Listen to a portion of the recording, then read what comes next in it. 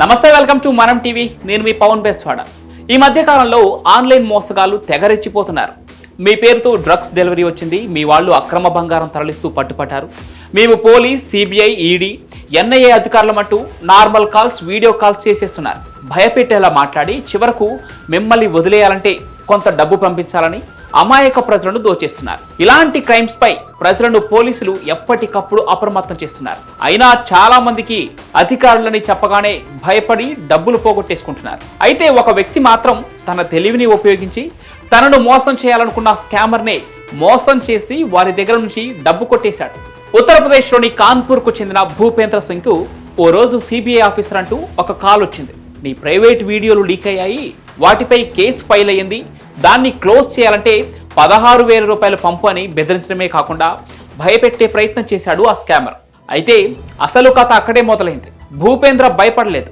తెలివిగా ఆ స్కామర్తో తన ఆట మొదలు పెట్టాడు. సార్, ఈ విషయం మా ఇంట్లో తెలిస్తే నా జీవితమే నాశనం అవుతుంది, దయచేసి బయట పెట్టకండి అంటూ స్కామర్ కు ఏమాత్రం అనుమానం రాకుండా అద్భుతంగా నటించాడు భూపేంద్ర. స్కామర్ భూపేంద్ర సింగ్ ను నమ్మేశాడు.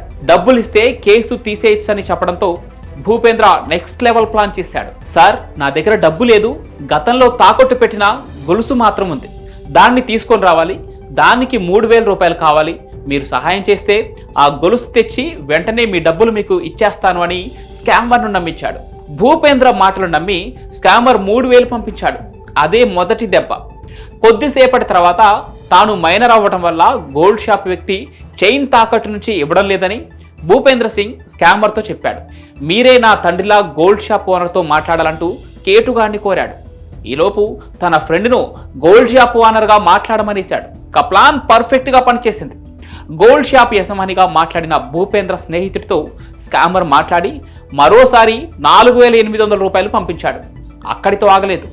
భూపేంద్ర స్నేహితుడు గోల్డ్ షాప్ యజమానిగా ప్రాసెసింగ్ ఫీజు 3,000 రూపాయలు ఇవ్వండి, మీ గొలుసుపై 1,10,000 రూపాయలు లోన్ ఇస్తానంటూ నమ్మబలికాడు.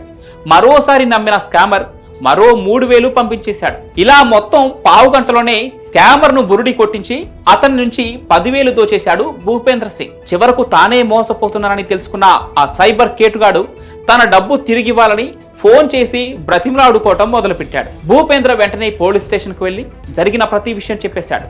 స్కామర్ పంపిన డబ్బు మొత్తం డొనేషన్ గా ఇవ్వాలని కూడా చెప్పాడు. చూశారుగా, కొంచెం అప్రమత్తంగా ఉండి భూపేంద్ర సింగ్ ఏకంగా స్కామర్ నే రివర్స్ లో దోచేశాడు. మీకు కూడా ఇలాంటి కాల్స్ వస్తే భయపడి డబ్బులు పంపకండి. నిజమైన అధికారులు డబ్బులు అడగరు. డిజిటల్ అరెస్ట్, ఫేక్ కాల్స్ వచ్చినప్పుడు వెంటనే స్థానిక పోలీస్ స్టేషన్ కు సమాచారం ఇవ్వండి, లేదంటే నేరుగా సైబర్ క్రైమ్ పోర్టల్లో ఫిర్యాదు చేయండి.